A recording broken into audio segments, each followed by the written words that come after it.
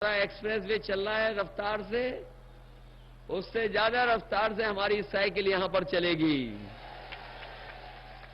और याद रखना, जो साइकिल से छूटे वो फिर पता नहीं लगेगा कहां रह गए,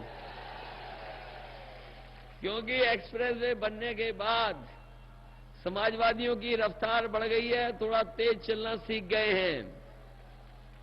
हमें खुशी है इस बात की, और मैं तमाम अपने किसान भाइयों का भी धन्यवाद देंगे जिनके सहयोग से वो ऐतिहासिक सड़क बनी है।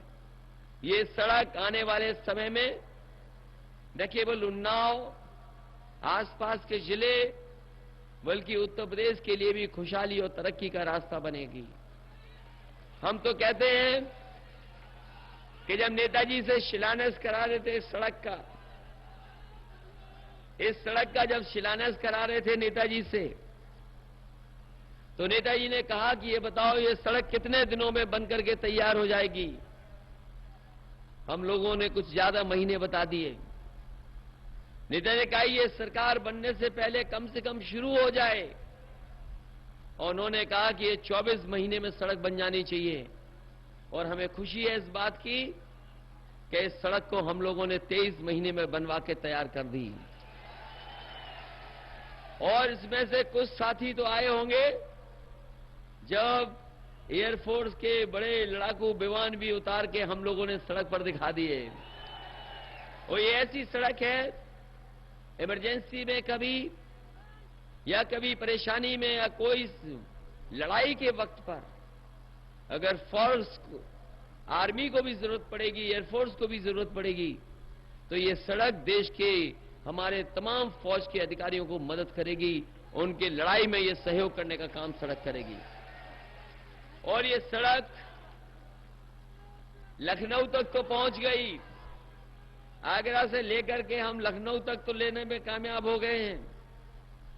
आगे भी हमने 60% के लगभग किसानों से जमीन ले ली है, सड़क का शिलान्यास कर दिया है। और मैं कहना चाहता हूं कि आने वाले समय में सरकार बनेगी तो 30 महीने में वो सड़क भी तैयार आपकी गाजीपुर और बलिया तक कराने का काम हम करेंगे। ये उत्तर प्रदेश की सबसे महत्वपूर्ण सड़क और देश की सबसे बड़ी सड़क बनने जा रही है। और मैंने तय किया है कि इस सड़क के आसपास हम किसानों को सुविधा देंगे, मंडियां बनाएंगे, और मंडियां बना करके कम से कम किसानों को सुविधा देने का काम करेंगे। वहीं हमारे बागरमऊ और एक्सप्रेस वे के आसपास अगर हमें कारखाना लगाने के भी लिए इंतजाम करना पड़ गया तो यूपीएसआईडीसी के से जगह लेकर के यहां कारखाने और उद्योग लगाने का काम समाजवादी लोग करेंगे। और मैंने अपने उस भाषण में भी कहा, जब कभी मैंने सड़क के बारे में लोगों से कहा तो मैंने यही कहा कि अमेरिका ने सड़कें बनाई और सड़कों ने अमेरिका को बना दिया। और ये जो एक्सप्रेस वे है, देश में किसी सरकार ने नहीं बनाया, कोई मुख्यमंत्री नहीं बना पाया, और उत्तर प्रदेश में ये सड़क इतने कम समय में बन करके तैयार हो गई। अभी मैंने सुना देश के प्रधानमंत्री जो बहुत मन की बात कर रहे हैं, रेडियो पे भी मन की बात कर ली, टीवी पे भी उनकी मन की बात सुन ली, कई वर्षों से लगातार उनकी मन की बात चल रही है, लेकिन कमाल यह है कि जनता अभी तक उनकी मन की बात नहीं समझ पाई, और वो अपने मन की बात भी नहीं समझा पाए।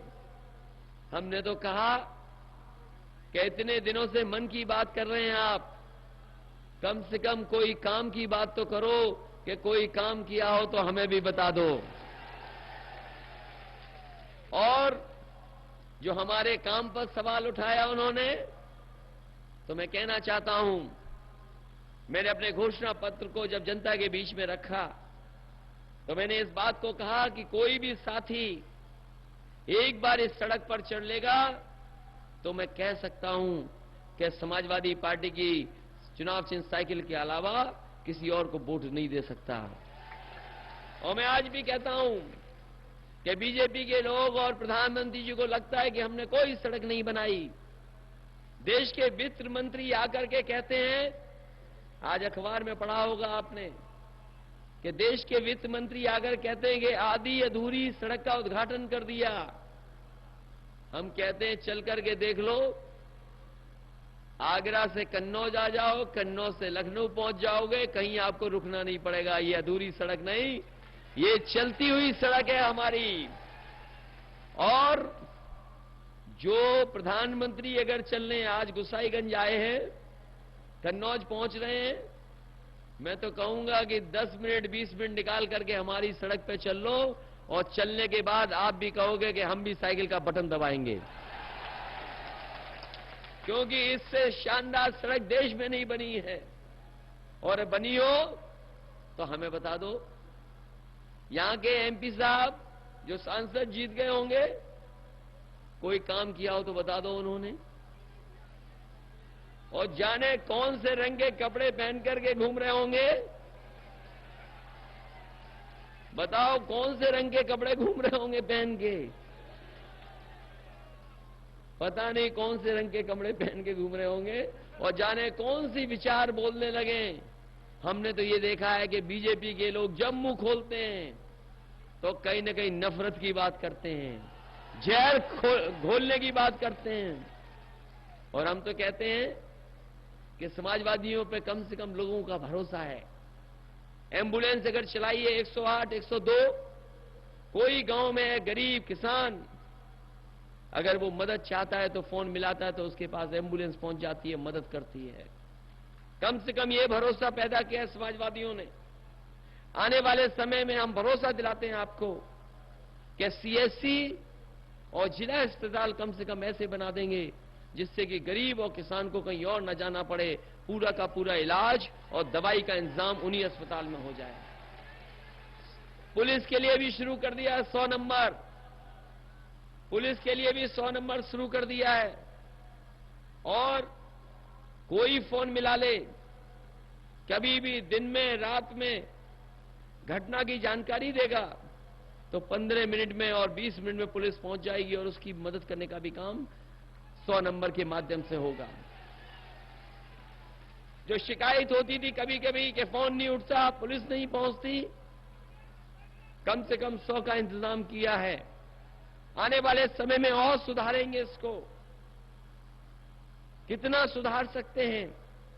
अगर कोई और बुराई भी होगी तो उसको भी हम सुधारने का काम करेंगे, जिससे कम से कम जनता को हमारी मदद मिले। और जिन्होंने अच्छे दिन की बात की थी, सबको लाइन में लगा दिया कि नहीं लगा दिया बताओ? सबको लाइन में लगना पड़ा। अब तो किसी पे 500, 1000 रुपए नहीं बचे होंगे, सब जमा करा लिए।